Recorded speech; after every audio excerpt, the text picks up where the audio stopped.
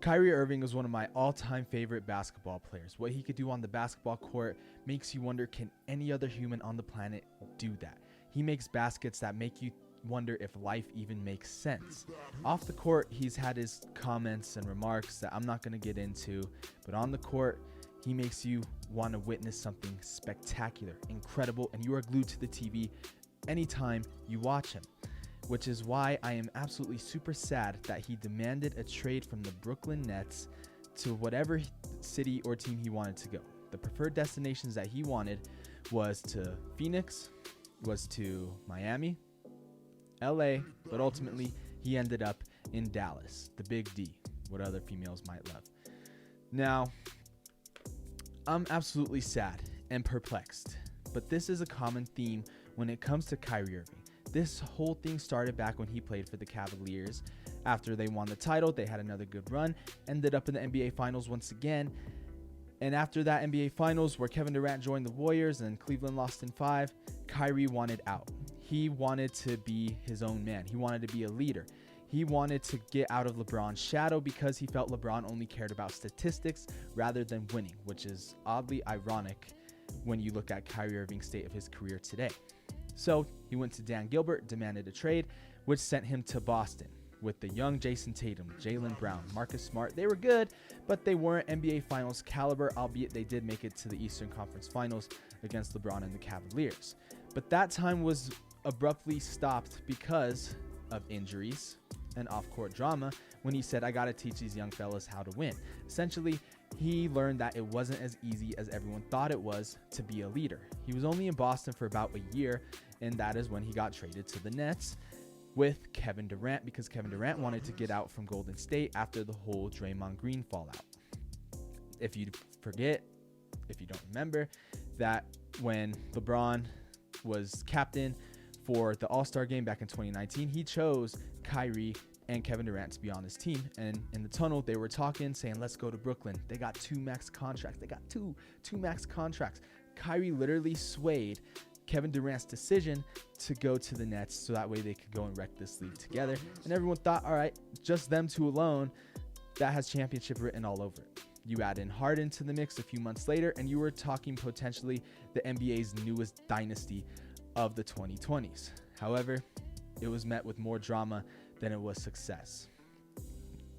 After the whole COVID incident and Kyrie Irving refusing to get the vaccine, Harden and Durant could only carry the team so far, and with Harden being injury prone, it was only a matter of time before Harden wanted out, and he did. On Valentine's Day a year ago, Harden got traded to the Philadelphia 76ers in exchange for Ben Simmons. Still a pretty good trade. Everyone thought that the Nets could make some noise, but they did in all the wrong ways. Just more controversies off the court on Kyrie's part, Kevin Durant being hurt. The Nets just could only manage to win one playoff series in the time that Kevin Durant and Kyrie Irving were together as teammates, which led to this past weekend where Kevin Durant was still being hurt, forced Kyrie, in my opinion, to be forced out of Brooklyn. Now, Kyrie said, I want to go to a place where all they care about is winning. And here's what puzzles me about that statement, because Kyrie Irving kind of hasn't made in Brooklyn. They are the number 4th ranked team in the East out of 15. They've gone on a win streak, and they've been doing rather well without Kevin Durant being in the lineup because he's been hurt again. It's very reminiscent to last year, except with Harden leaving, Kyrie left. It's super reminiscent. It's eerily reminiscent to 2022. Now, again, I don't understand why Kyrie Irving would leave a perfect situation. When Kevin Durant comes back, they're going to be more dangerous than ever. They are in the top 5 of the East. They would avoid the play-in if the playoffs started today, and I don't understand why, but in the end, it's all about money, power in the money, money in the power. That's all he wants. And Dallas is a very weird fit for him. I thought he was going to the Lakers. I hoped he went to the Lakers to reunite with LeBron. But Dallas, I find it just weird because Luka has the number 1 usage rate percentage in all the NBA. That essentially means he has the ball 90% of the time he's on the basketball court, with the confines of playing 5-on-5. Both those guys need the ball, and Kyrie Irving has shown nothing can make him happy. That he needs the ball more than anybody. And if Luka has the ball more than him, then what's he going to do? Is he going to fizzle out and want to go somewhere else? Nobody knows. But in the end, something is internally going on with the Brooklyn Nets. Because how can you fumble James Harden? How can you fumble Kyrie Irving? And you better do everything in your power to keep Kevin Durant, because if you fumble him, then the Brooklyn Nets may be the most atrocious organization in the NBA. Now, of course, Kevin Durant has 3 more years left on his contract. Where can they trade him? They can't trade him because, like I just said, he's bought into the Nets. They got to build the team around him, and obviously everyone's goal in the NBA is to win a championship, but the Nets need to do that now more than ever to prove that Kyrie Irving walked out of the most perfect situation.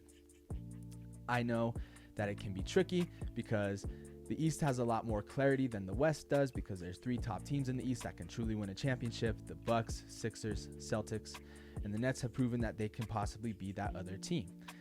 We'll find out in April when playoff seeding comes around, and if they can win a championship, then that'll be the biggest triumph in Kevin Durant's history. But I want to know what you guys think about this in the comment section below. Is Kyrie Irving right for leaving Kevin Durant in a perfect situation, or did the Dallas Mavericks win the trade? It's your boy Hollywood AJ, the French Rican Mohican.